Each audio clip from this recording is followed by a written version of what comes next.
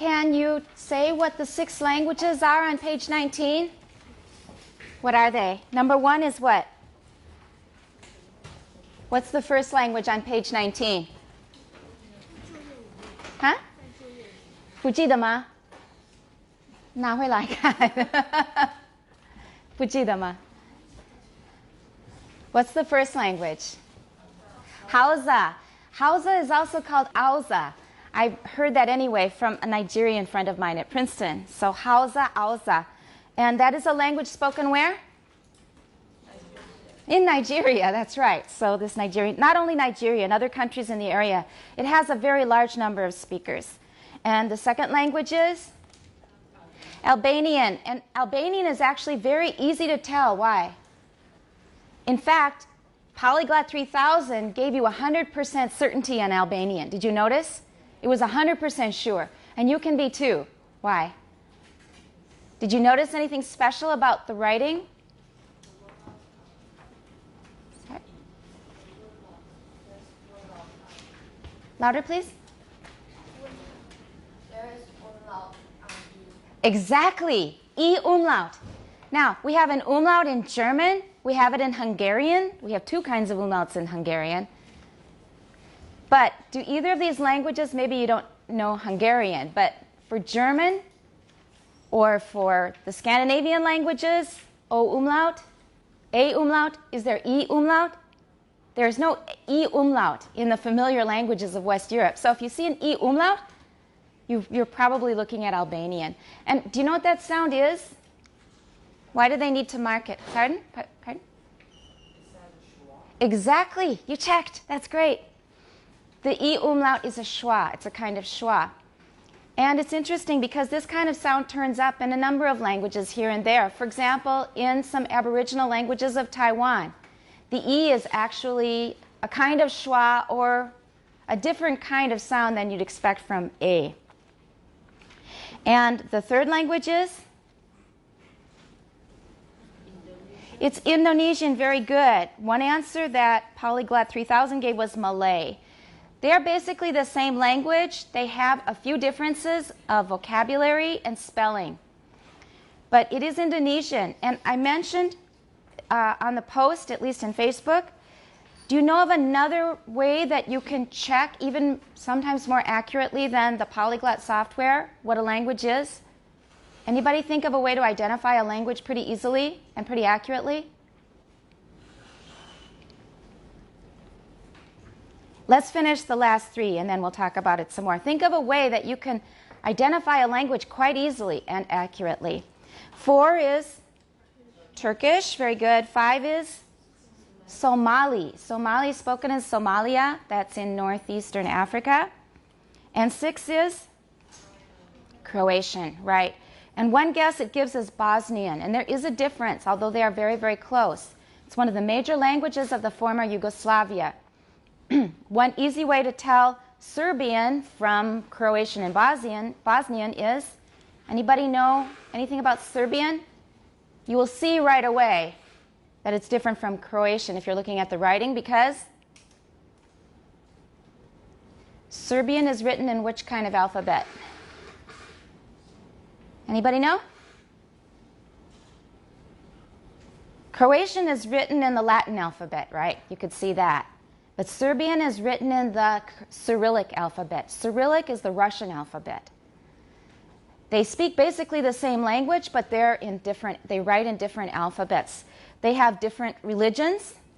One is Orthodox, one is Catholic. And it's very similar to the situation with Hindi and Urdu. I'll mention this since we're on this language. Hindi you're probably familiar with, at least by name. Where's Hindi spoken? What part of India? Very good. Northern India. Hindi is the major language.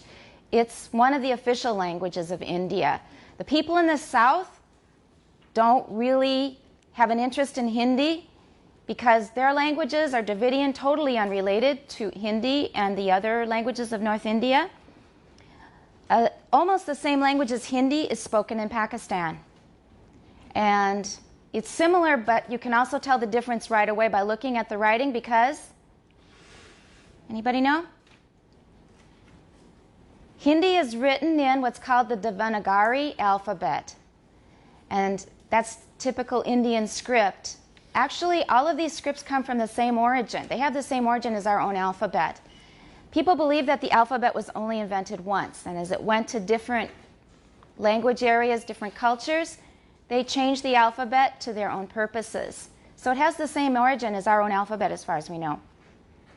But they use the Devanagari alphabet in Hindi, but in Urdu, what is the major religion of Pakistan?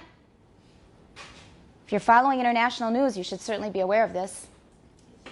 Islam, that's right. So what kind of script would you expect for Urdu? Arabic script. So they're basically the same language with some differences of vocabulary and other differences, but they mainly represent two countries and two religions. India is mainly Hindu, although there are many Muslims. Pakistan is overwhelmingly Muslim. So there's a very, very similar situation. You've got two different religions marked by two different writing systems. Serbian is in Cyrillic, Russian Orthodox. Croat or Croatian is in the Latin alphabet, and they're Roman Catholic. And the same Urdu is in Arabic script, they're Muslim. And Hindi is in Devanagari script, and they are Hindu. So you will find that religion often plays a very important part in language and in writing systems. And I said that there was a method of finding a language or identifying a language quite accurately and very easily. Polyglot 3000 is pretty good, but sometimes it doesn't look very sure of itself, right? It says that its confidence rate is something like 30-some%. And then you wonder, are they right? It's only 30-some% sure, 20-some%. In these cases, it was correct. It isn't always correct. Can you think of a really easy way to identify language? What's our constant companion when we're trying to find things on the internet? Google. If you just take a piece of text, and I think Google still only will do searches on 10 words or less. The maximum is 10 words. After 10 words, it just ignores everything you've put in there. If you just paste it into Google, where do you think you'll be taken? First of all, you'll be taken to this page. You found that, right? Yeah, you'll be taken back to this page because these news items, these samples were taken from the BBC. And I collected them. The BBC does not keep everything online that they've always posted, so it'll take you back to this site. But if you haven't put it in double quotes, remember sometimes you want to use double quotes, you get an exact search phrase. You don't want it to add S, you don't want it to change the spelling, you want this exact phrase, and you don't want it to change the order. But if you don't use double quotes and you put in about 10 words from the text, where will you be taken? Where will you be taken? This is how I confirmed the identity of Croatian. Where does it take you? You'll be taken to a lot of websites that end with HR. And that is the country code for Croatia. So, for example, DNTW, those sites are based where? In Taiwan, obviously. Why don't we have DNUS? Actually, we do, but it's not very common. This is a really interesting illustration of markedness in language. Why do we not see many US sites? You want to know if you have an American site, right? You're not going to see US in most cases. There is a US country code suffix, but it's not very common. How do we know that it's an American site, or how can we guess it's probably an American site? Okay, that goes back to the idea of markedness. If I just say rou, what kind of rou am I talking about? In Chinese. 哎，这个菜里面有肉. Which rou are you thinking of? Pork, right? Everybody's thinking of pork. Because pork is unmarked. We don't have to say 这个菜里面有猪肉. Unless we're really, really picky about pork, we're okay with everything but pork. Then we might say 猪肉. But if we say 这个菜里面有肉, we assume it's got pork in it. We don't have to say 猪, right? So we just assume 肉 means 猪, unless we say 这菜里面有牛肉. Some Taiwanese don't eat 牛肉, right? We will say 牛, we will say 鸡 and other things, 羊. But we don't have to say 猪 because the unmarked interpretation of 肉 is 猪肉. It's unmarked, 无标记，就是你没有加任何的形容词，你没有任何修饰。It just means pork. How about in English, meat? If I just say meat, what meat comes to mind? Beef.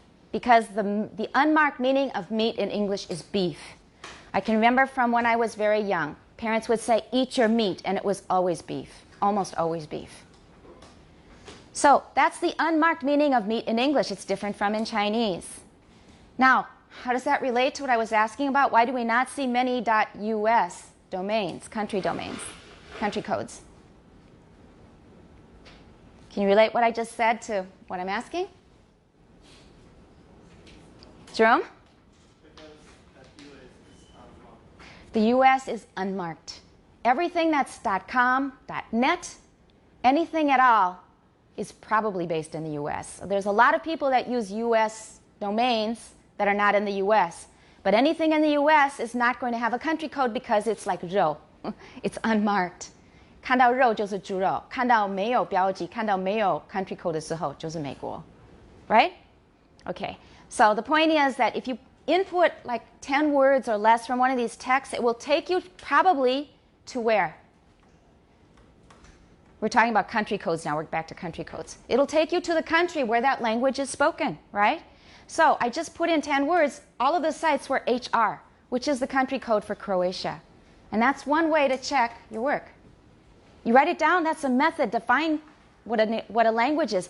It's easier than downloading the software and then checking and then seeing it's not very confident. Just put in 10 words or less. Google will take you to the country where that language is spoken. You have to look at the majority of sites. There will always be exceptions. There are a lot of Chinese speakers living in the US, in Europe, and other places, in Africa. But if you keep being taken to a certain country, that's probably the language that you've input. All right, so that's an easier way to do it, a very simple way. Simple in as far as Google is simple. It's not really simple at all, but it's simple for us to use. Okay, your handwritten consonant allophone rules are due next time on Wednesday, this Wednesday. So make sure those are finished. Writing out by hand all of the consonant allophone rules in the textbook, pages 72 to 77. We're going to go over the written and performance exercises for Chapter 3, which you will hand in on the 26th, 26号. You need to hand in two big things. Have two things ready. One is the Pratt assignment. Pratt assignment is due on November 26th. And the exercises, both written and performance exercises for Chapter 3, are also due on November 26th. And assuming all goes well, we are going to have our chapter test on Chapter 3 on the 28th, on a Wednesday. There will also be a dictation. So the 26th, hand in Pratt, hand in the exercises, or have ready the exercises for Chapter 3, both written and performance. 28th is the Chapter 3 chapter test. The syllabus is now up to date up through December 5th. So it wasn't up to date until yesterday. It is now up to date. So if you want to check all these dates, I posted them on Facebook last night, and also the syllabus page is up to date. And in addition, another important point, we're going to start Chapter 5 after we finish 3, as I mentioned we might do. Because at the end, we are always rushed. We are always rushed. I will take responsibility for that. It's my fault. I take a lot of time at the beginning. I want to ease people in, tell people lots of stories about related things. It sometimes helps because we save time later on, but it ends up that we spend a lot of time at the beginning and then we rush more and more as we go through the semester. On the one hand, it's human nature, and on the other hand, it's really me. So I will take responsibility for that. But Chapter 5, after Chapter 3 is done, so we should be starting that next time on Wednesday. We'll be starting Chapter 5. We will also do Chapter 4, but it may be more rushed. So anything that you can do on your own will help you and help everybody get through it a little faster. And we're going to finish Chapter 3 today. We're going to try. I hope it will work out that way. Does anybody have any questions, any confusion about assignments when they're due, about the test? Anything in Chapter 3 or previous to Chapter 3 or outside of the textbook? Anybody need to ask anything at all? Because otherwise, we're just going to concentrate on getting through the text. Yes? 我记得那个 BBC 哪一个 BBC 有是 .uk.co. Oh, I'm not sure. Because they also have a base in the U.S. maybe. Right. I think when they don't have a country code, it's often because they have at least a site based in the U.S. I think that's the reason. But you can check online, I'm sure. Yeah. Anything else? All right. Or maybe it's .co.uk, BBC. BBC 好像是 .co 跟美国的那个商业性的网站的那个 code 不一样。What is it in the US? com.com 对不对？可是英国是 .co, right? co.co, and that's one way they distinguish. And I remember somebody being unhappy about that. Just an impression. But that's the way it is. The internet started in the US, so they make the rules. They didn't need the codes at the time because they were the only ones. As other countries came in, they added their country codes to mark where the website was based. Let's continue in Chapter 3, page 68. Our next reader, please. So the first approximants are as in whack, rack, yak. Do we have a 标题? Do I get really, really picky about 标题? It's not just me. I don't do it just to be a pain. Why am I so picky about 标题? I told you like on the first day of class. Why am I so picky about section titles and headers? Very often we can be reading and reading and reading and then have a lot of information swimming in our head and we really don't know what the point is. We really don't know what the point is of the whole section. But that's one really good purpose of 标题. They focus us immediately. They tell us what to pay attention to. We're suddenly reading about w, r, y, l. We might be talking about consonants in general, but we're not. We're talking about one class of consonants, namely approximants. They are a class of consonants, but they're also called semivowels, at least W and J are. So always please include the 标题. It helps us all focus our attention immediately so we'll get more out of what we read. Let's continue. Start again. Approximants. Right. The first approximants are the third one? J. Did you have KK before? Yes. Yeah. Yeah. Yeah. Uh-huh. L as in And L. L. Yeah. As Or in, L. You can just say L. Mm-hmm. As in whack, rack, yak, lack. Let's just stop there a minute. How would you read the first one based on the spelling? You may not know this word. It means 甩一下就是打一下 to whack. It means to hit something hard. To whack. He gave him a big whack. Or it landed on the table with a whack. 是拟声字其实. How would we pronounce it based on the spelling? How? Whack, but with traditional Taiwan English training, it would be whack, right? Whack. Now, a lot of people don't use the voiceless w sound. I don't, although many people do. On page 69, he's going to mention that even people who still have the hu sound don't use it for all words. That's not really true in my experience. There are people who use the hu sound very consistently, very, very consistently. It's part of their native dialect. And there are lots and lots of them. I, for years, have told my students, drop it, and I still do because I don't have it. But the majority, although they say wu, a very large minority, large groups of people say hu. So just keep that in mind. Hu is still very common. In American English, there are areas, 它是区域性的, usually or sometimes 是个人的, 不一定. There are still lots of people who use hu. And they use it a lot in the news. The news tends to use more standard conservative pronunciations. In Taiwan as well. Do you talk like a newscaster in Taiwan? 你讲话很像那个主播吗? No, you would sound pretty weird if you did, right? So, also in America, we've got, in English-speaking countries, we've got many different kinds of pronunciation. Some have hu. It's quite common in the news. Okay, so in theory it would be whack, but here it's whack because they've written W. Go on. The first three of these sounds are central approximants. Approximants. Approximants. Right. And the last is a lateral approximant. All right, watch your stress. Do we have repetition? The first three of these sounds are... Do we have repetition? So when we have repetition, what do? De-stress. We don't stress it. And if I say the first three of these sounds are central approximants, what information have I given you? Jamie? Central is important, and in addition, if I say central approximants, what are you expecting? Something contrasting to central. Exactly.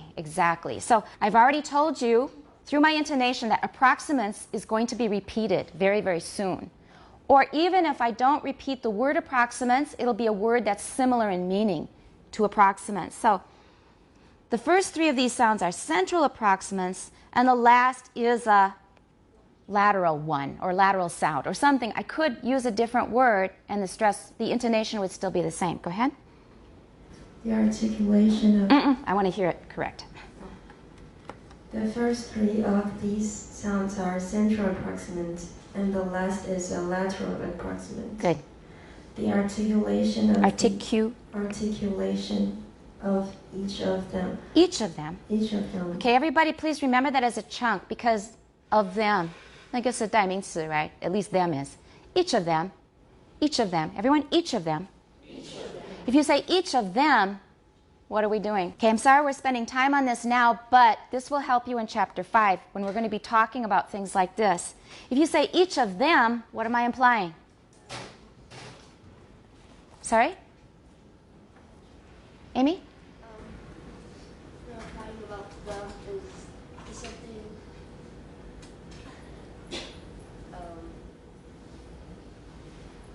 You look like you've got the right idea, so just find the words and you'll be fine. Each of them, that means I wasn't expecting us to be talking about them, and I'm really contrasting them with somebody else, some other group. Each of them, no, each of those people there. 总是有个 contrast. Them is a 虚词. So just remember each of them as a chunk. Unless you really want to emphasize it or contrast it, you shouldn't stress it, okay? Go ahead.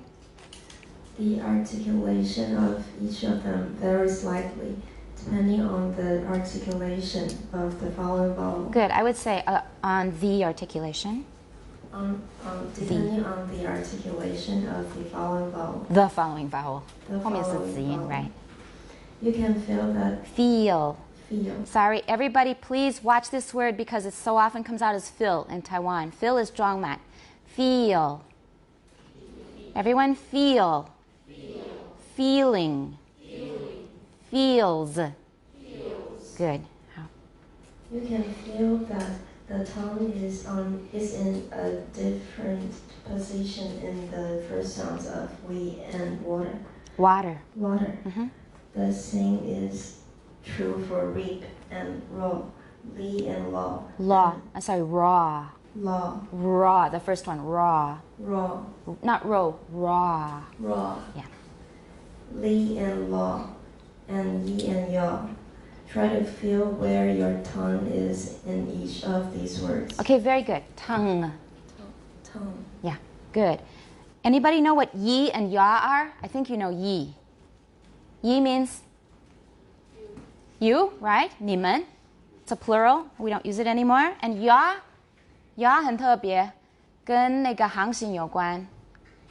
船上会用的一个字. Look it up. This is an interesting word.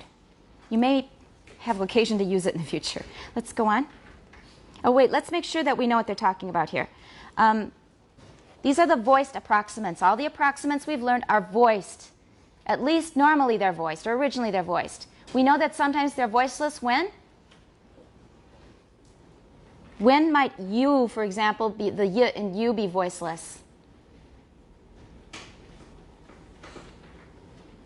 When might the y in you or the l in play, for example, why is that voiceless? Comes after a voiceless obstruent. Okay, so play. becomes voiceless, cute, etc. So if we've got a voiceless obstruent in front of one of these sounds, those approximants will probably become voiceless as well. This is assimilation. We're also talking about position of the tongue. So everybody say we and then compare it to water. Everybody, we. Water. Can you feel the different position of your tongue? For we, your tongue is more, it's higher and more front. It's higher and more front for we. Water, it's more back and low. And then try again with reap and raw. Go ahead.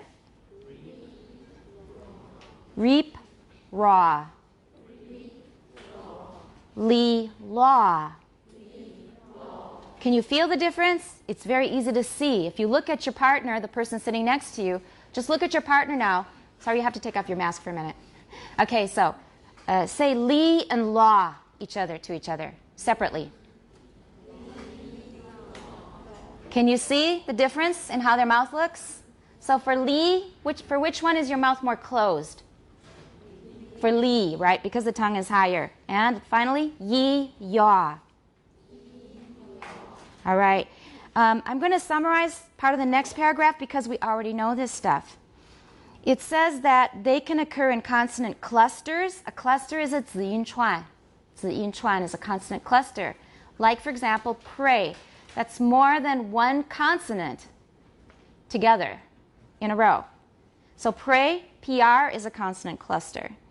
Bray, tray, dray, and cray, gray, etc. All of these things, these are examples of words that start with a consonant cluster. And as we just said, all of these approximants tend to be voiceless, not 绝对的, not 100%, but normally, 通常, all of these approximants are voiceless when they come after a voiceless obstruent. Okay. And if we want to show that a sound is voiceless and aspirated, what's the aspiration symbol? A small raised H, not just any old H, a small raised H. And if there is no immediately following vowel, so if there is no vowel coming right after it, we can put a little circle under it, and we've also had that in class before. So 那个小小的那个圈圈放在符号的下面, that shows voicelessness. So it says that we can transcribe the words play twice clay by putting a little circle under the approximant. Okay, so when they said when there's no immediately following vowel, I think they mean p, a, pay. P has an immediately following vowel, but with play it does not. There's an L between the initial stop and the vowel. And then in that case, it usually gets assimilated to the initial voiceless stop, and it becomes voiceless, a little circle. And in consonant clusters like this occur in words like pew, cue, and for British speakers, tune. But as I mentioned before, in most British dialects, as far as I know, they do not say tune. Tune sounds very, very old-fashioned and very picky. 就太文绉绉的. Normally in British, you wouldn't say tune, you would say tune. There's still a U sound, but the T has become affricated, 已经色彩音化. So you hear a ch, 一个 sh sound. Because it's y, the S that would come normally after it sounds like a sh sound. It becomes palatalized. So tune, in most American speech, tune is possible when we're trying to be a little pedantic. Pedantic 就是好像是要当作自己是个很怎么样的一个学者哈，卖弄学问. We might say tune. It sounds very funny to my ears. In British, usually we say tune, tune. And then we'll talk about U later on because it's got a special status among the diphthongs. And the next part is about the difference between clear L and dark L. And I'm also going to summarize this very quickly. Clear L occurs where? What's its relative position in a word usually? Before a vowel, before a vowel. So pre-vocalic. a pre-vocalic L sound, L sound, is usually a clear L, especially in British English. In American English, all bets are off because we make lots of L's dark. We just darken L's all over the place. So in British English, it's a better example, a clearer example of clear L's before vowels is what you get before vowels. However, after a vowel, we get a dark vowel. In a clear L, what is the place of articulation? What is the place of articulation of a clear L?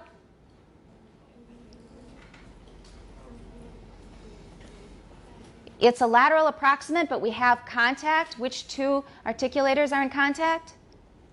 Alice? Which two articulators?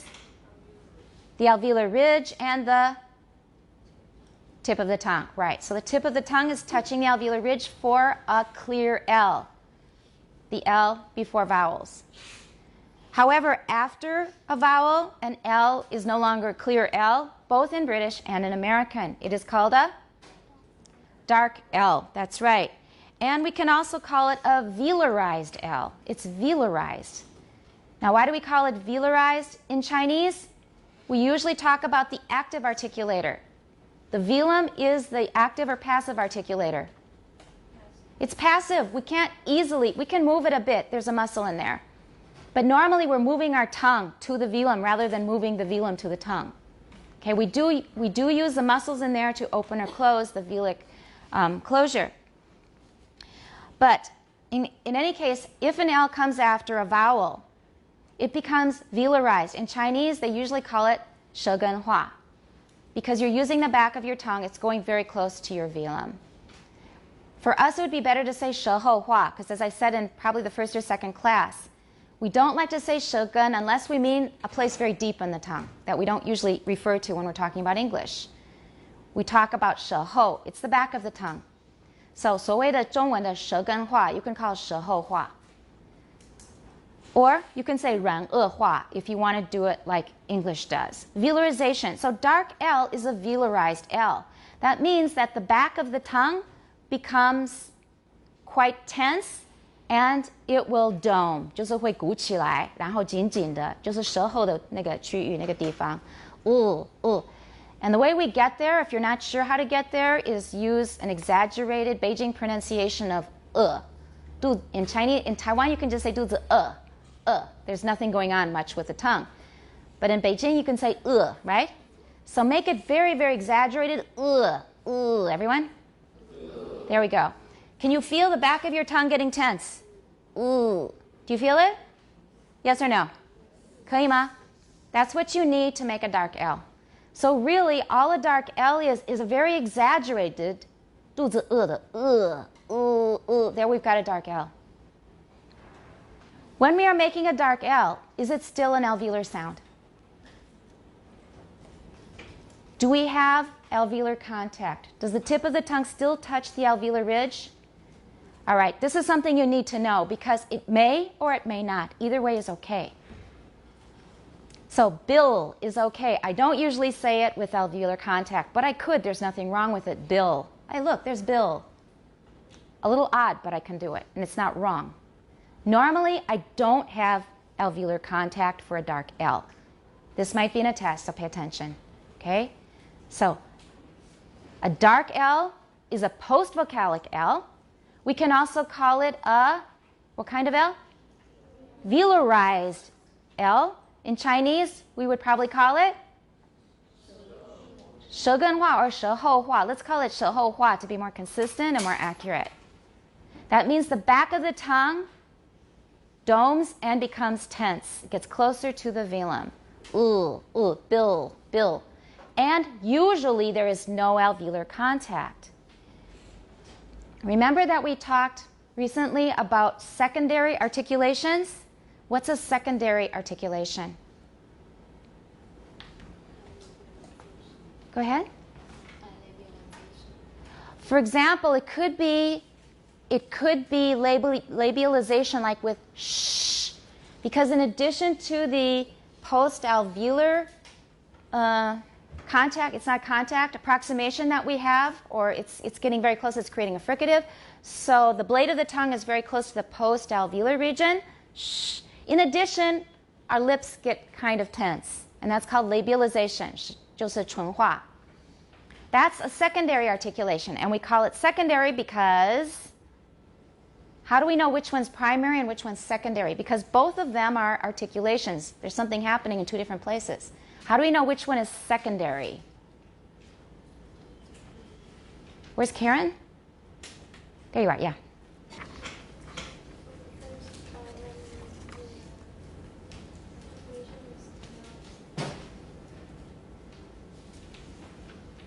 You just need one more word and you've got it. Just one more word.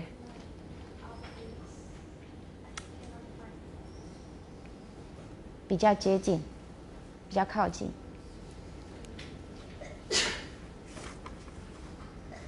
距离比较近。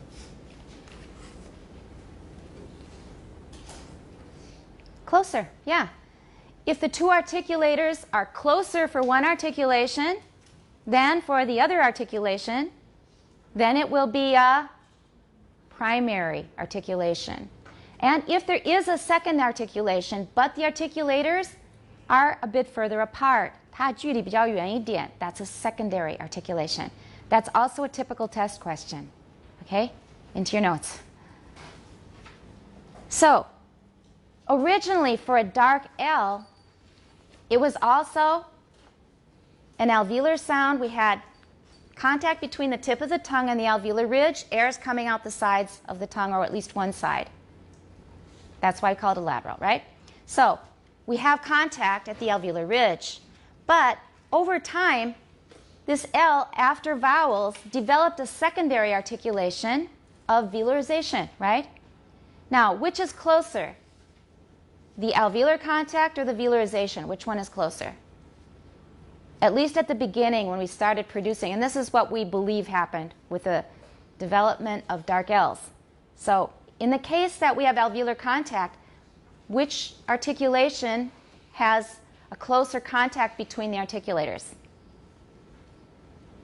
Alveolar area or the velar area? 就是器官靠的，就是 at least at the beginning. Let's assume we have alveolar contact now.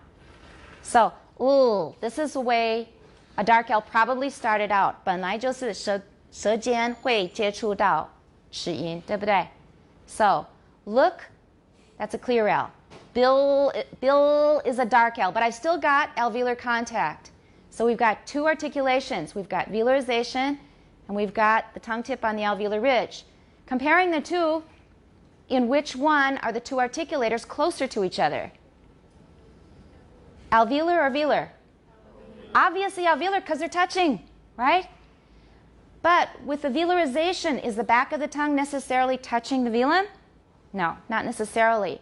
So in that way, we know that the velarization part of it is a primary or a secondary articulation? Secondary, right. That's as far, that's where I wanted to get us, okay? The next step now is, over time, since there was velarization already marking that there was an L, did we really need that alveolar contact? Because we already hear an L sound for a dark L after a vowel, right? We already hear that L because of the velarization. Since we already hear it due to the velarization, do we still need that tongue tip on the alveolar ridge? 一定要吗？是不是要听出这个是一个舌根化的 L 或者舌后化的 L？ 我们真的很需要舌尖去顶上去吗？ No, we don't need it. So over time, we stop bothering at all. 所以它的 primary articulation 就消失了，不管了。So bill, I'm not doing anything in particular with the tip of my tongue. Now, in this case, of this kind of dark L, which is probably the most common, which is the primary articulation? What is the primary articulation of a dark L when there's no alveolar contact? It's the velarization, right? So now it has become a velarized sound, even though it may not be touching directly, but it's very, very close. We can't call that kind of an L an alveolar sound anymore because there is no alveolar contact. We leave it there because the phoneme is classified as an alveolar, right? But in fact, this allophone, this is an allophone. It's a 变体, it's a 同位音 that belongs to L. This version, 这个版本是没有 alveolar 的接触. So what is the primary articulation now? Velar. Okay, it's a velar articulation. And Ladefoged also mentions that, is this still a consonant? What's the definition of a consonant?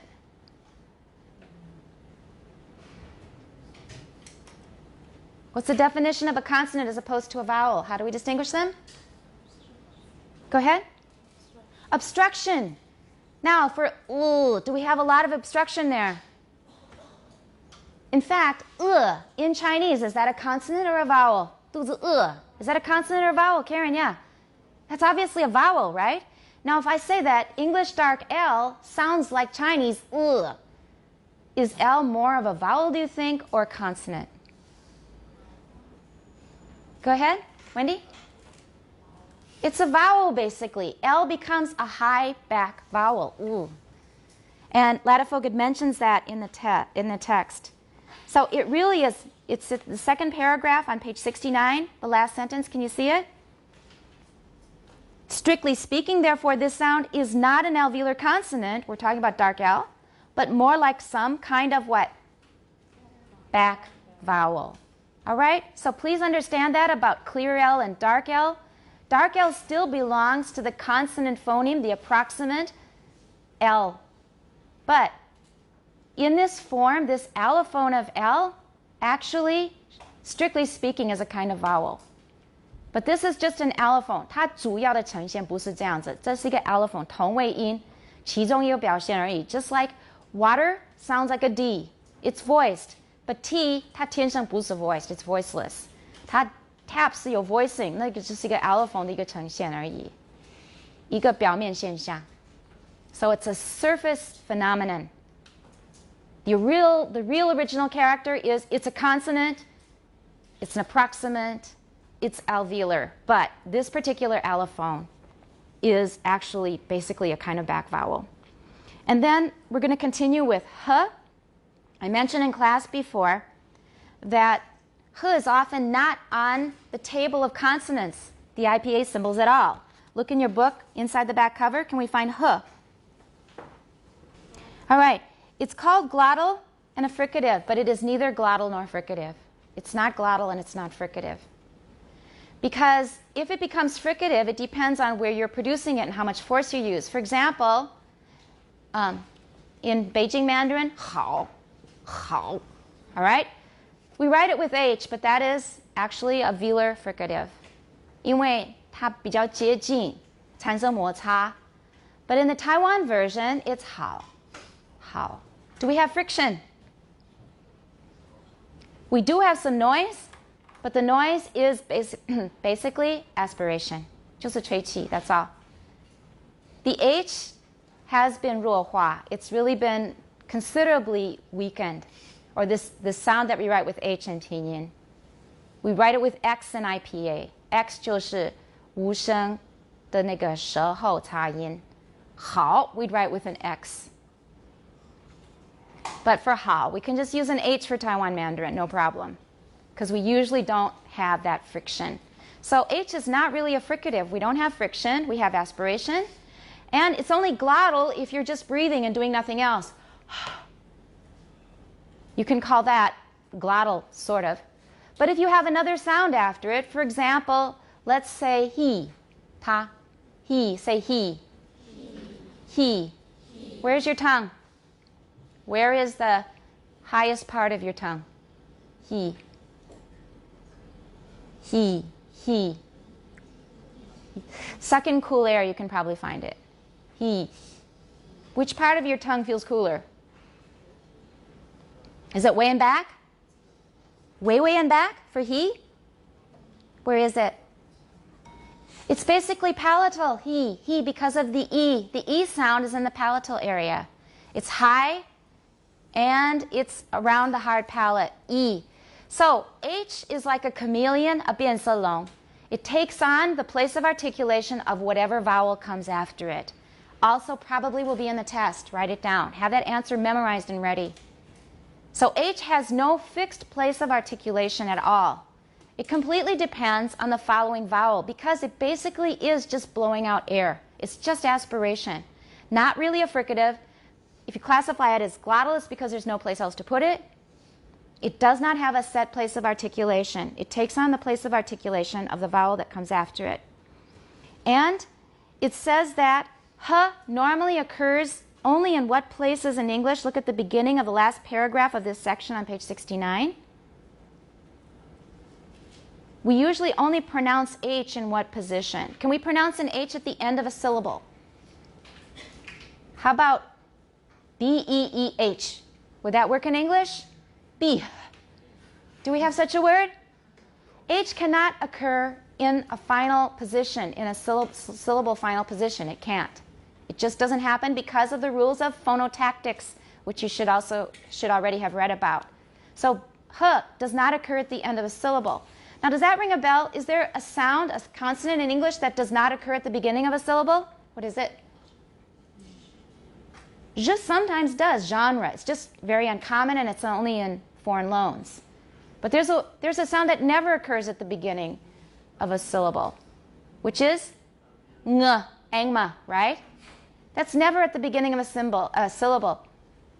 In Vietnamese, they have it, but when it comes into English, it comes out as nguyen, comes out as n, because we just don't say ng at the beginning of a syllable.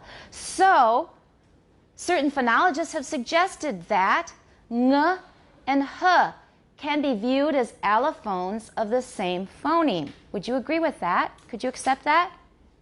Because h only occurs at the beginning of a syllable. Ng never occurs at the beginning of a syllable. If it's ng, it's at the end of a syllable. So could we put those together and say they're actually just conditioned variants of the same phoneme? They're allophones of the same phoneme? Could we do that? You don't like that. Why? Your zizhue is very good. Let's justify it, though, objectively. I agree with you totally. I don't like that. I don't like that at all. It's been tried, but there's a very good objection against it. What is it? The meaning will change if But we can't put a ng at the beginning of a syllable, and we can't put a h at the end. So why can't we just say they belong to the same abstract phoneme? If it's at the beginning, it's naturally a h. If it's at the end, it's naturally a ng. There's no chongtu. We can't change the meaning because they can't change places. Right? Anybody think of a good reason why we should not consider them as allophones of the same phoneme? I think most of you have a zizhue, right? You have this feeling in your gut that it's not a nice idea. Doesn't sound good. Why?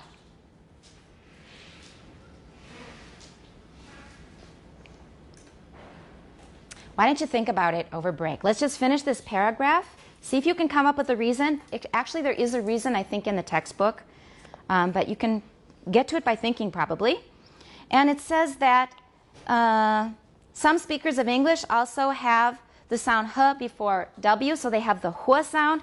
They distinguish between which and which. I don't, but my third grade teacher tried very hard to get the whole class to say which, what, where, instead of which, what, where. She would correct us, and she would do it in a very, very elevated way. Which, what? I still remember that. It really left an impression.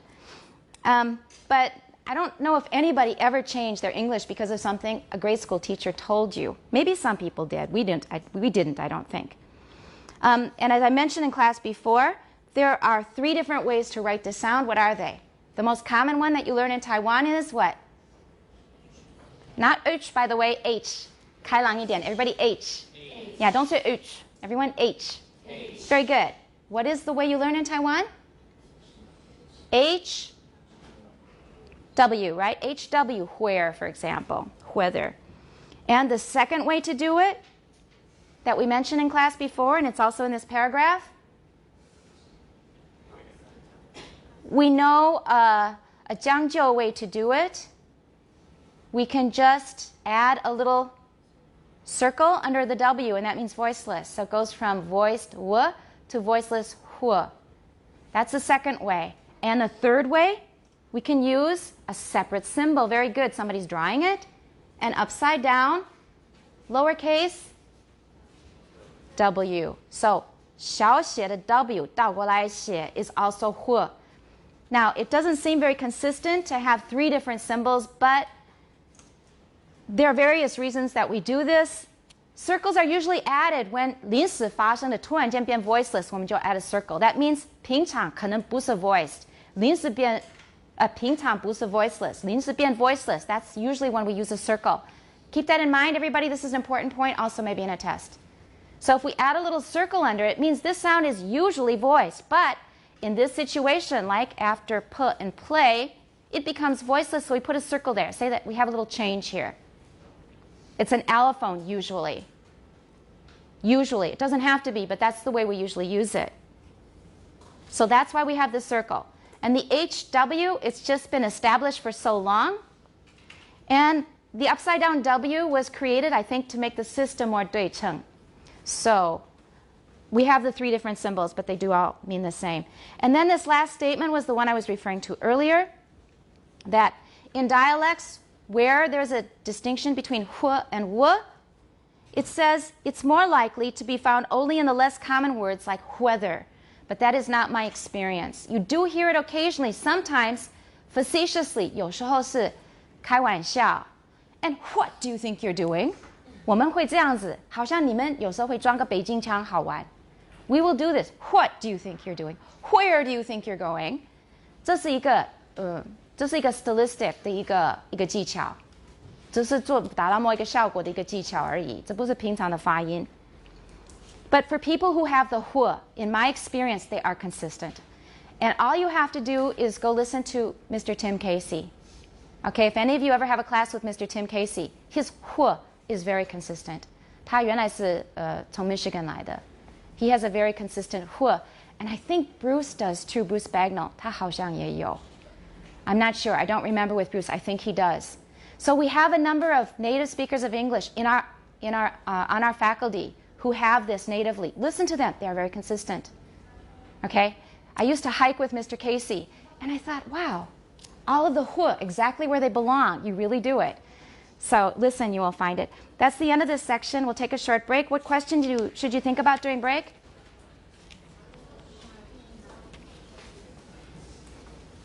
Why ng and he shouldn't really be considered allophones of the same phoneme, right? Okay, break time. Anybody come up with a good theory about why it's not so good to have he and ng as allophones of the same phoneme? Jerome looks ready. Is it because that we can often find similarities between H and U? That's the answer right there. That is the answer. They're not similar enough. They don't have much at all in common. They just don't have enough in common. H has no place of articulation, so it's very hard to compare. But ng is velar. Ng is what kind of a sound? How do we classify it? It's nasal. It's a velar nasal sound. And h is aspiration. We don't have a really, it doesn't belong to that same classification system at all. It's voiceless. They just don't have much in common at all. And if we choose sounds as allophones, if we suggest that a certain sound is an allophone of a certain phoneme, they should have something in common. We do have a little trouble here, though, because think of the allophones of t. What are some of the allophones of t? And we probably have more allophones for t in English than for any other sound.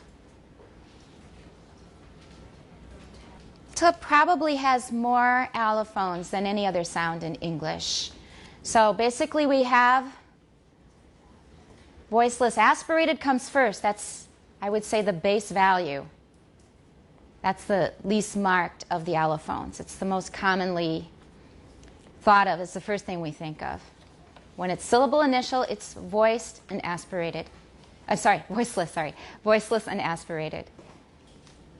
And what's another allophone of t? At the end of a syllable, it's usually, is it aspirated? No, it is unreleased. It's often unreleased at the end of a syllable. There's another allophone. And someone just mentioned tap if it comes between two vowels, especially when the second one is in an unstressed syllable. Then it turns into a voice sound, but it's not a D, it's just a very quick contact between the tongue tip and the alveolar ridge. Water touches and it goes very fast. And we have another one, like in button, button. We have a glottal stop. Now we could say that t and a glottal stop, do they have a lot in common? They're very different, right? So button is pretty different from top. But we still consider an allophone of t. Now we just said if two sounds are too dissimilar, they probably are not good candidates for being allophones of the same phoneme, right? But a glottal stop is definitely an allophone of t. How similar or how dissimilar are they? They are really quite different, right? So take and button, button. What do they have in common? Pardon? Spelling. Ha! You know, that is really a strong argument. Although linguists in general, they tell you to ignore the written language. They say the written language is not language. Language is all about speech. The written language is just kind of arbitrary. They will tell you all kinds of reasons why you should ignore the written language. However, the written language is usually a record of what? At what point? At what point in time? Probably a long time ago. Some languages have only been written down very recently. In those cases, they're probably a pretty accurate description of how the language is actually spoken, at least the phonemes. Otherwise, it's not a very well-designed system. But in more conservative spelling systems like English, it isn't Old English. We don't write the same way we wrote as we wrote in Old English, nor in Middle English. A lot of changes have happened, but we have also kept a lot of things from earlier spellings. So usually, at least in the case of English, let's not try to generalize, but very often in a language, and certainly in the case of English, the spelling is often a historical record. So we know from the spelling, actually, I think that's a fair argument, because it was once pronounced water, it still is water in Standard British. So we know that that really is a T. Spelling. What else? What else do they have in common besides having the same spelling? Think of the differences between ng and h, and then think of the similarities between t and Anybody? Go ahead. A bit louder. The manner of articulation. Namely? T and the glottal stop are both stops. There we go. They're both stops. What kind of stops? Going by the early classification that I told you to ignore?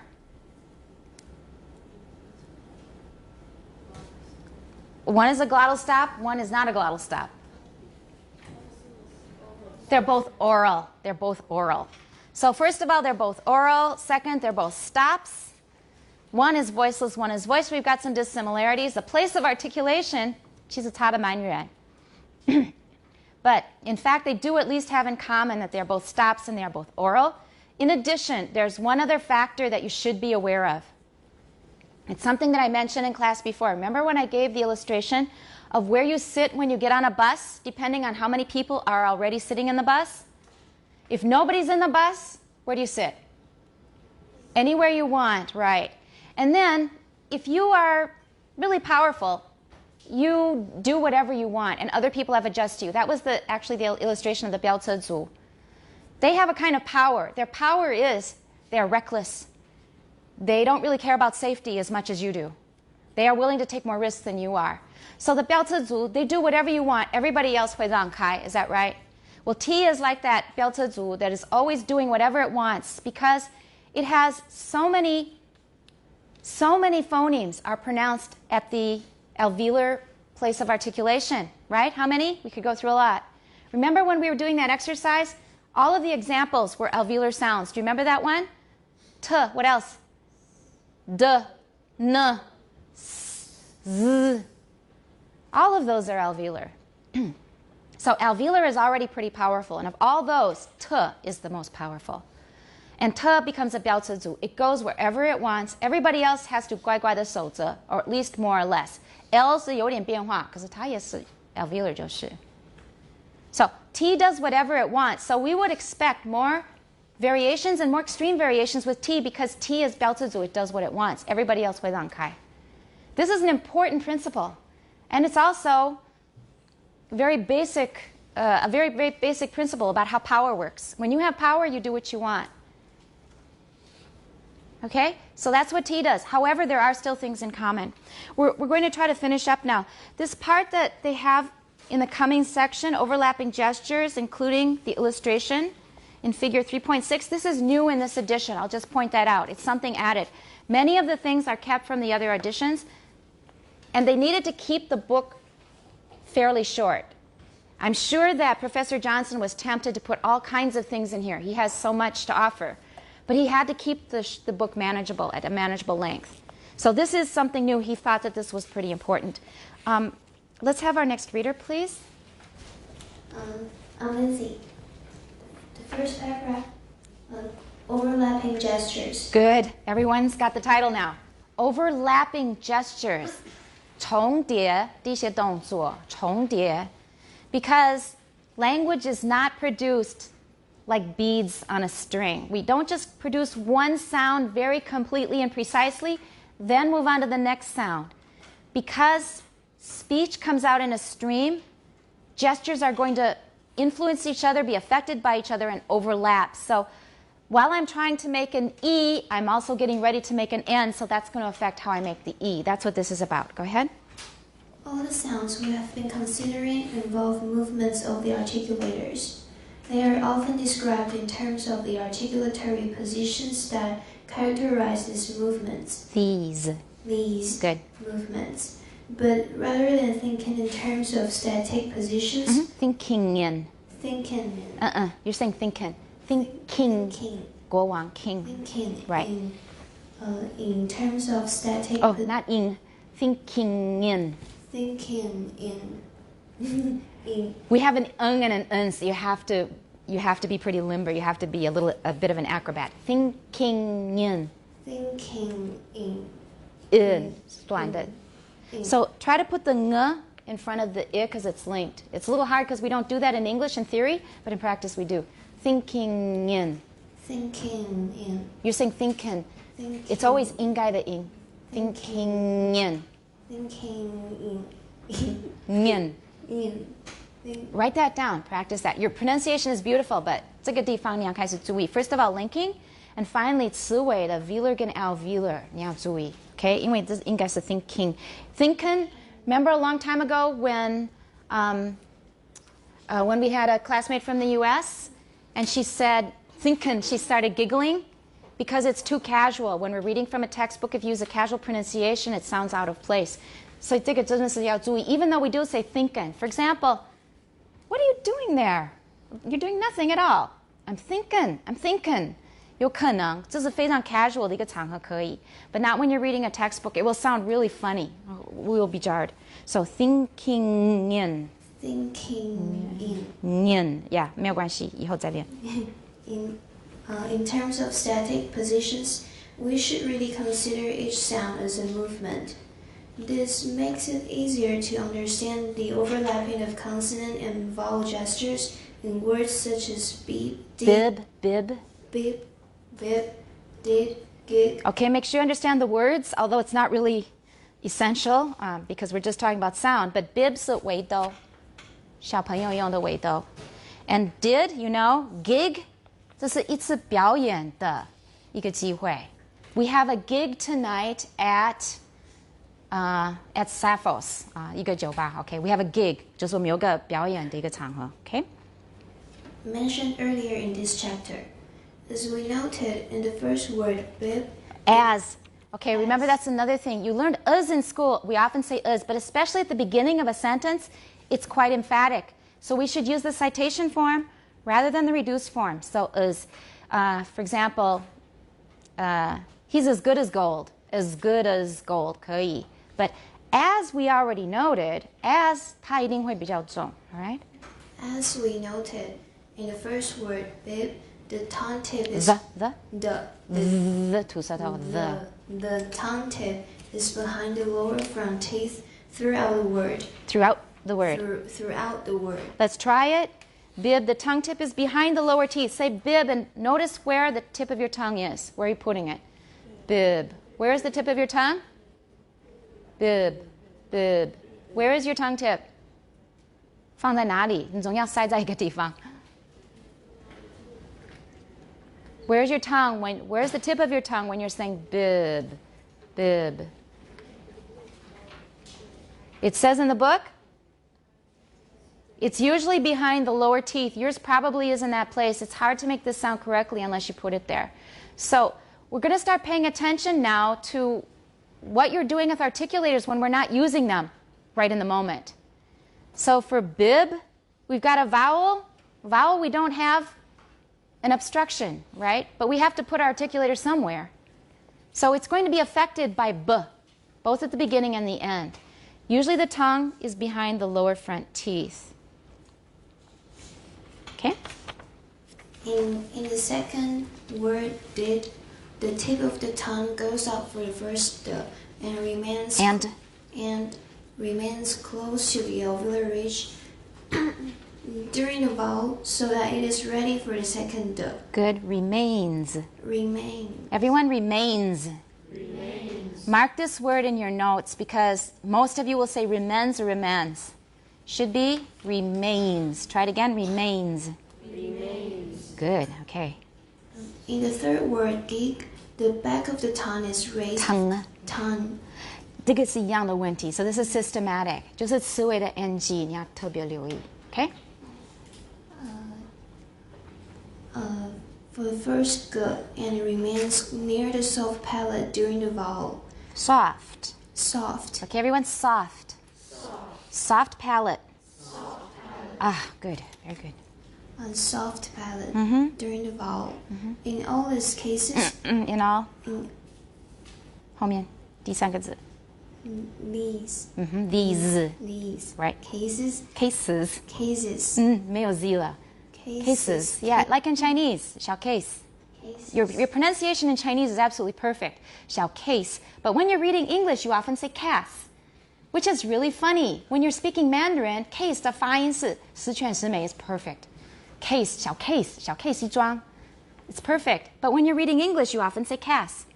Isn't that funny? Isn't that funny? Can you explain that? I mean, let's just take a second. Can you explain that? Why do you say it perfect when you're speaking Chinese? Case is already a Chinese word. And you say it with perfect English pronunciation when you're speaking Chinese. But when you are reading English, then it's not correct. Can anyone explain that? Maybe it's because that we just pronounce the case individually.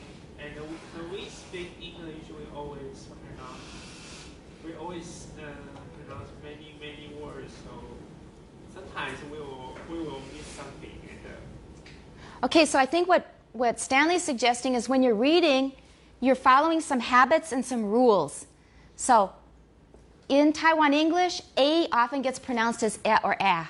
这是台式英语常见的现象. So you're just following the rule of Taiwan English that A is pronounced A or A. But 小 case came in as a 外来语. It just jumped in all by itself.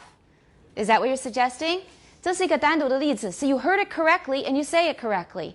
But when you're reading English, you're putting it in the system of Taiwan English. Do you think that makes sense? If you have another idea, let me know, because I think this is very interesting. The 外来语 is perfect, but when you're reading English, it's wrong. Okay, go on. Case. Case. The gestures for the vowels and consonants overlap. All right, so we have overlapping, 重叠. They're going to affect each other. The place of articulation is going to change a bit. We already noted where our tongue tip is when we say bib. Let's try did. Everyone, where's your tongue when you say did? Did. Where's your tongue now throughout the word? For the vowel especially. Where's your tongue? Did. Did. Is it behind your lower teeth, like for bib? Did. No, where is it?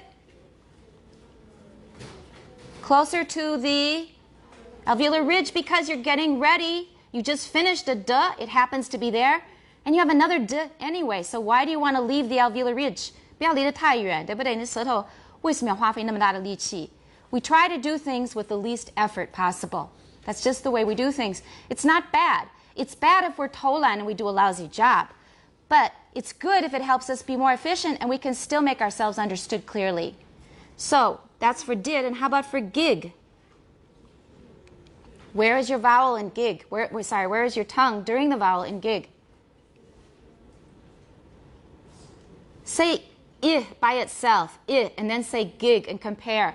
We also have what allophonic rule here with gig? 有另外一个语音现象，一个 allophonic 的现象是什么？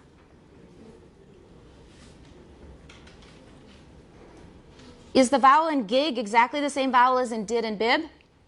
Because we have velar raising, 对不对？所以那个母音本身就不一样了。In addition, we've got more of an E sound than an is sound because of velar raising. In addition, that final velar sound is doing what to your tongue, and also the beginning velar sound too. It's the same as with did. You don't want to stray too far from where you're going. 你的目标地是 velar 那个 velum 对不对？那个soft palate 的话，你舌头为什么要离得太远？ So 我们就 follow the rule of least amount of effort, right? Making the least amount of effort that we can to still make the sound clear, so it doesn't go too far from the velar area, right? Very good. I'm going to summarize a bit to save time. We do the same thing with the lips, with gestures of the lips. When we say w, lip rounding is very important. There's a tendency for gestures to overlap with those for adjacent sounds. All right, we've already said that a number of times. So stops are slightly rounded when they occur in clusters in which w is the second element. Now we remember we were talking about this to talk about voicelessness, right? So w is originally voiced or voiceless? Originally voiced, but after a voiceless stop or fricative, it's usually voiceless. So that's one thing, it's voiceless. But in addition, that W is going to affect what comes before it as well. The W is being affected by the T because the T is voiceless. But the T is also being affected by the W in what way? The T will be more rounded, right? Because the W is rounded, the T is going to be more rounded. When we say the T, we're already getting ready for the W. And this always reminds me a story of my gongong. He was very, very careful about getting things done on time. So anybody who's late would irritate him terribly. And if he was, the story in the family was, 明天客人要来，今天先把茶泡好. That's what they said about my gongong. Yeah, 所以就是明天要来的客人，今天先把茶泡好. So that's what we're doing. We're behaving like my gongong here. We know the W is coming, so 我们先把茶泡好。那个 T 我们先叫 rounding. T 是不需要 rounding 的。可是我们先把那个茶泡好。Tw.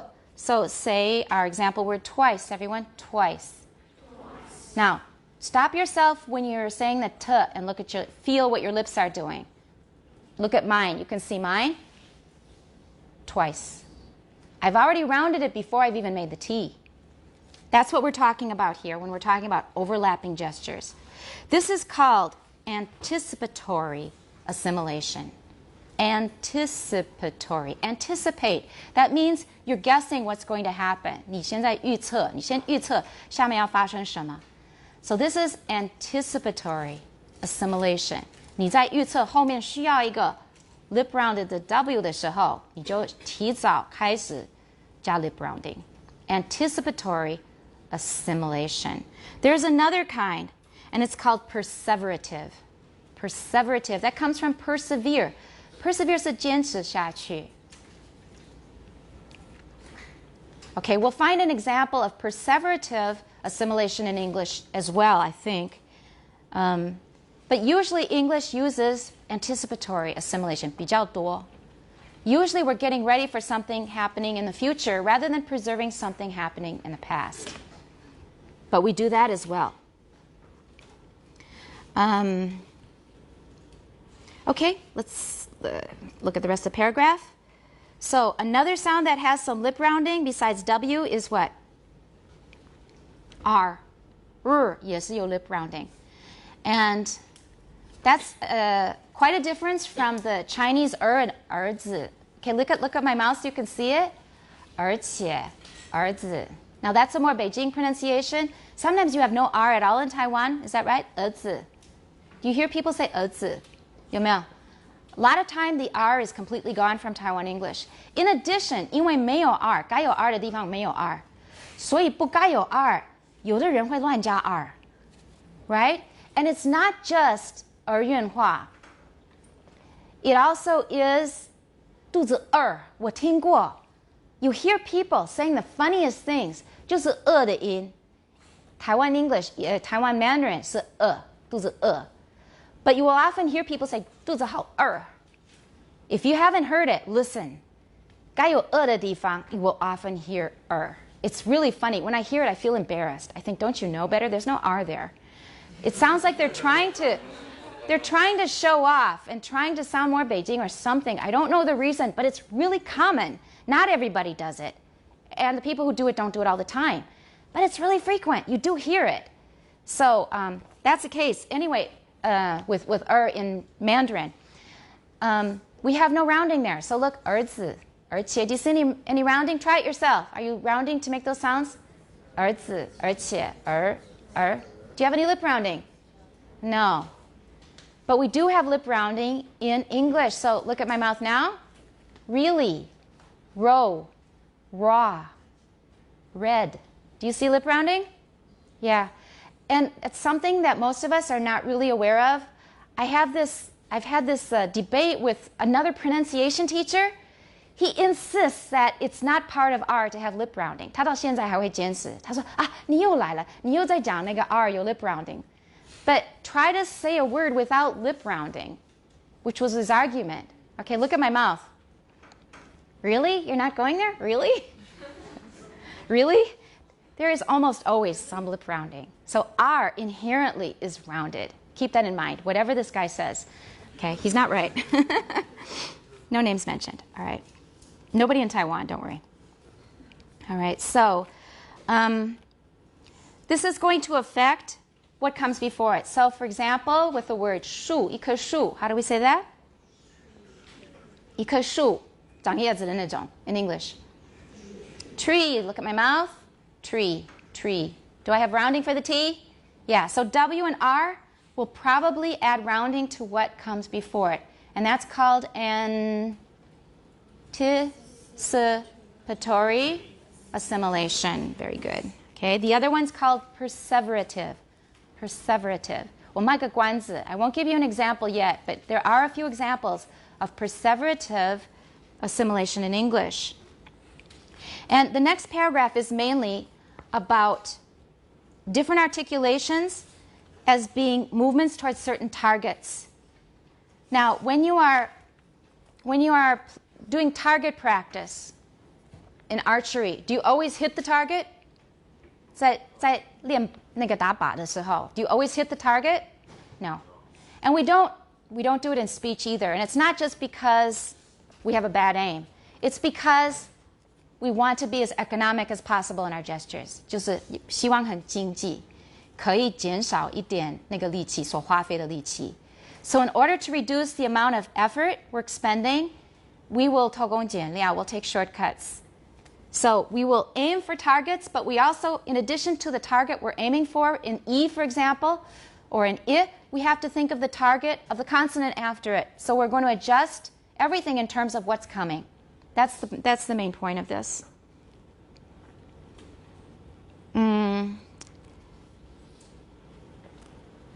All right, let's look at the gesture at these drawings now. In figure 3.6 that I mentioned, we're new in this edition on page 71. And it says that the data here are traces of the vocal tract during b, d, g in a variety of vowel contexts. In which language? In French. So these are not for English, these are for French. And then he's going to point out what is different for different vowels that come after these sounds. I think it's mostly after. And if you look closely, we're in the middle now of the last paragraph on page 70, that really long one. you can see the tongue positions during B for the French vowels E, U, and A, and the umlaut U, which is U. So the letter Y is the symbol for U, same as for Mandarin, U. And you will see that the tongue position varies quite a bit for B. Everybody see B now in figure 3.6? Right?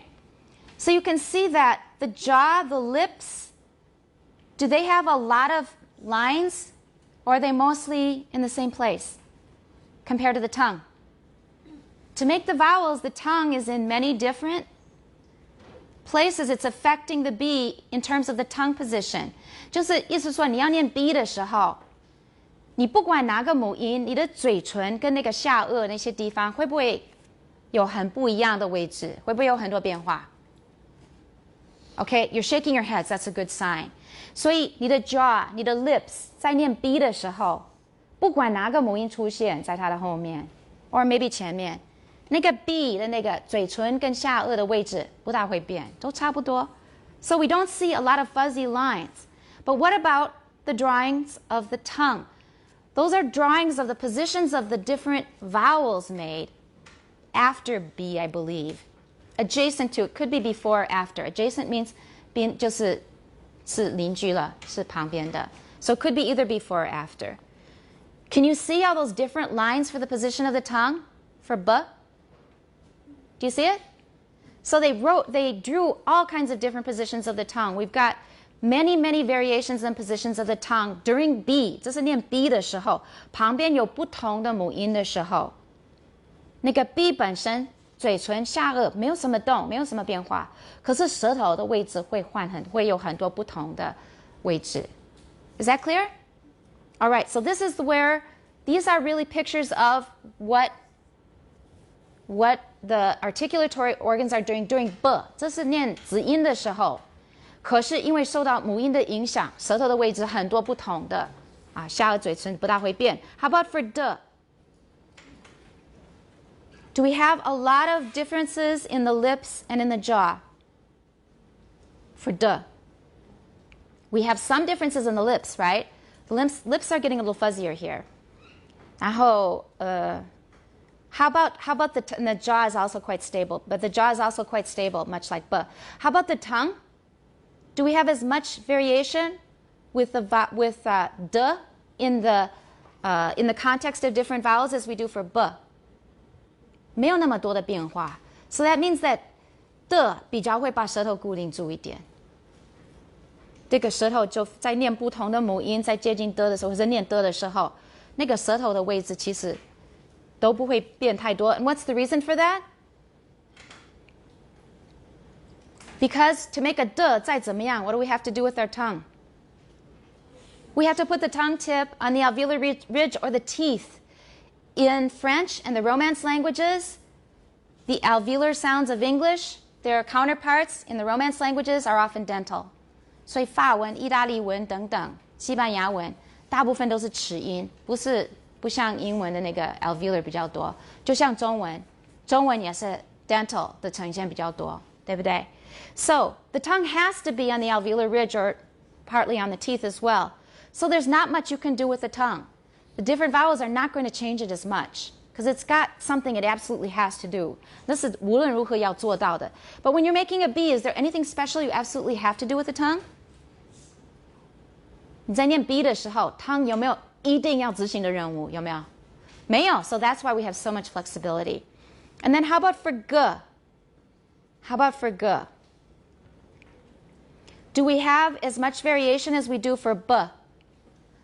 No. Do we have as little variation as we do for D? No. We've got something in between. 也有一些 variation. 可是 G 跟 D 一样，舌头再怎么样是要碰到。But with G, we do have some variation because what? Remember car and key? Car, key. What's the difference? Is the K equally velar in both those examples? Car, key. Car, key. Is the K in those two words equally velar? No, it's more back for car and more front for key, right? So we do see some variation with G. it's velar, and we can adjust 前后的那个位置是可以调整的. So that's why we see some variation in the tongue position. We see lots with b, we don't have to do anything with the tongue, so it does what it wants. With d 是蛮固定的，那个的那个前后的调整的那个空间那个幅度并不大. Okay, so do you all understand these drawings now? These are for French, but it applies, I assume, for many other languages as well.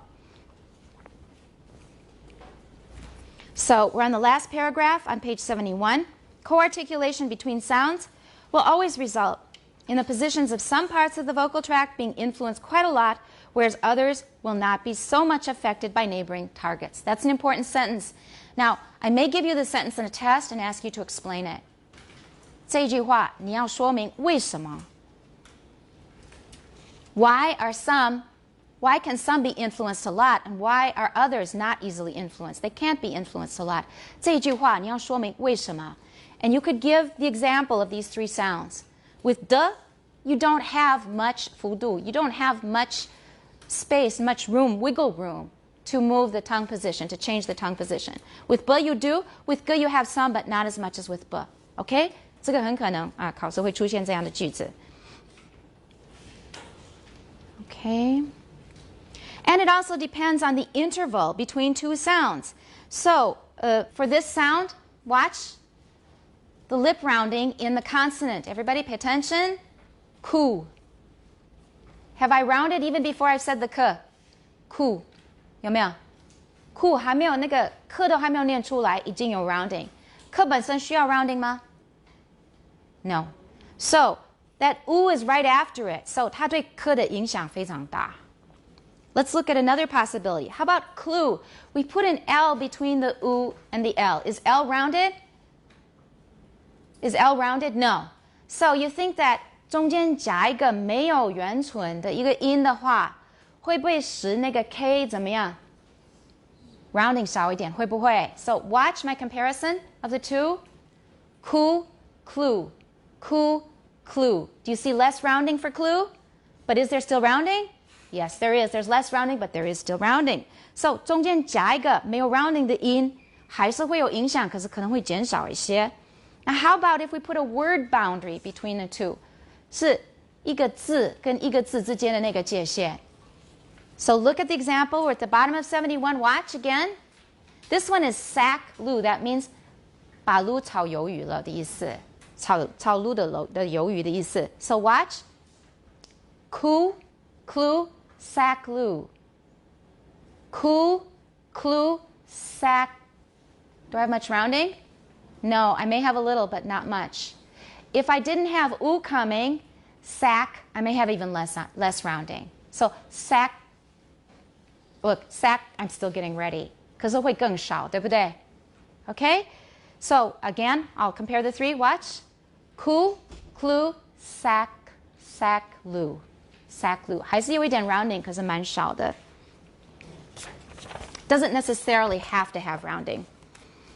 How about in tackle lu? The lip rounding for the u may start in the k, which is separated by two segments and a word boundary, top of 72. Everybody watch. Sack lu. Sack, not too much rounding, but there may be a little bit. So, 隔得有一点远的时候, two segments plus a word boundary, 你可能还是有一点影响，可能会有点 rounding.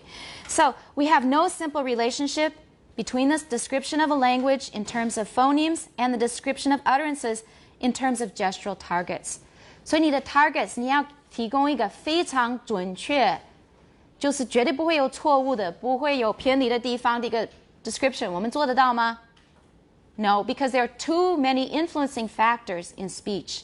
左右那个旁边的那些音影响很难预测.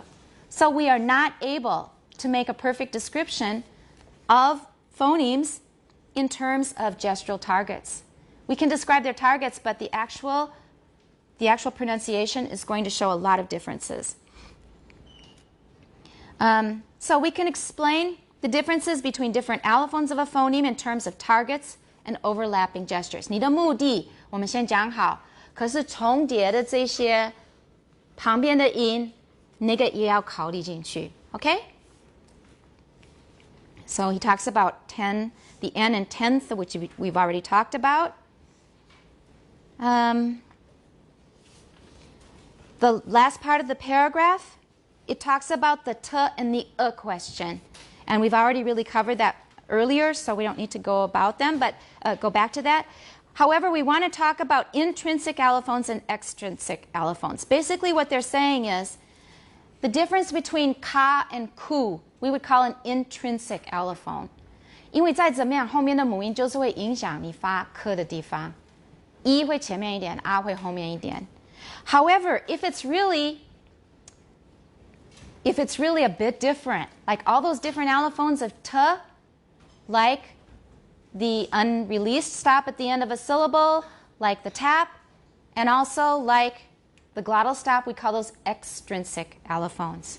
就是那个界限不是非常清楚 but the things that are 比较好像内建的那种，而且比较不会想到的那些就叫 intrinsic, ki and ka. And then the ones where you can hear they're quite different and they have a very clear rule, those are extrinsic allophones.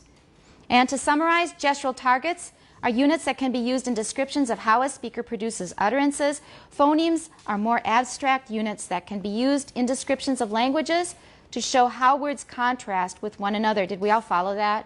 No? Let's see if we can understand it. So gestural targets are units that can be used in descriptions of how a speaker produces utterances. 我们要描述一个人讲话，他的发音器官会占有什么样的一个位置的时候，我们可以用 targets 来做一个描述的一个基础。Phonemes are more abstract units that can be used in descriptions of languages to show how words contrast with one another. If we're talking about phonemes, 纯粹讲 phonemes 的话，我们是讲这个音跟那个音可以区别不同的意思。That's 蛮抽象、蛮理论的。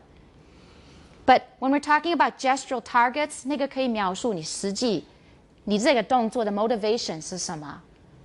所以在真正的在描述真正的讲话的时候，我们可以用 gestural targets 作为一个基础来描述实际讲话那个舌头啊，还有其他的器官，它采取的那些位置，或者它朝向的那些目标。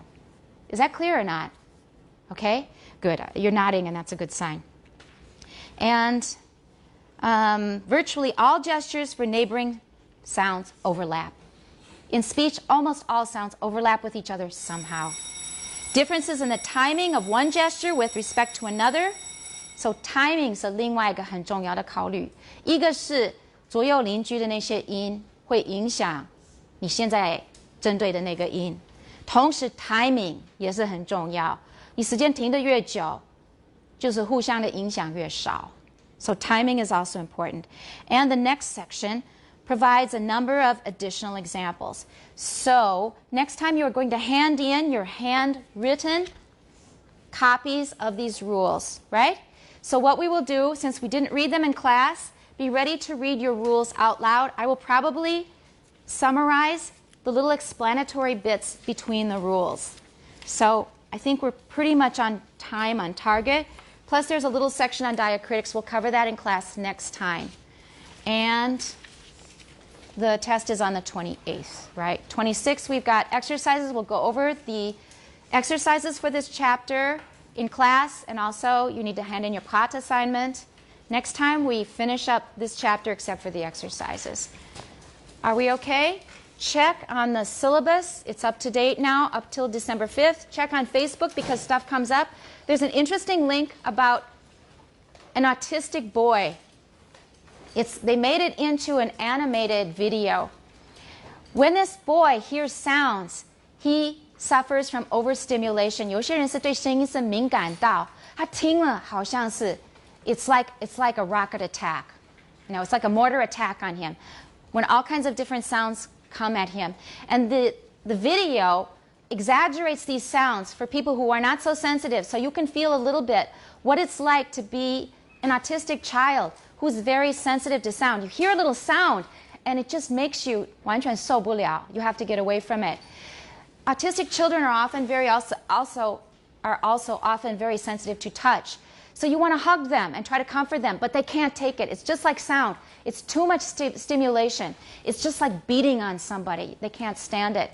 So I think that's a really interesting exercise because in phonetics, We're trying to develop sensitivity to sounds. That's really our main goal here. But some kids are already so sensitive to sounds, they cannot live comfortably in this world of noise that we all live in, more or less comfortably. So that's an interesting video on Facebook, so pay a visit to NTU Phonetics. Any questions? We basically finished the chapter, except for the rules, which we'll cover on Wednesday. Any questions? Okay, we'll see you on Wednesday.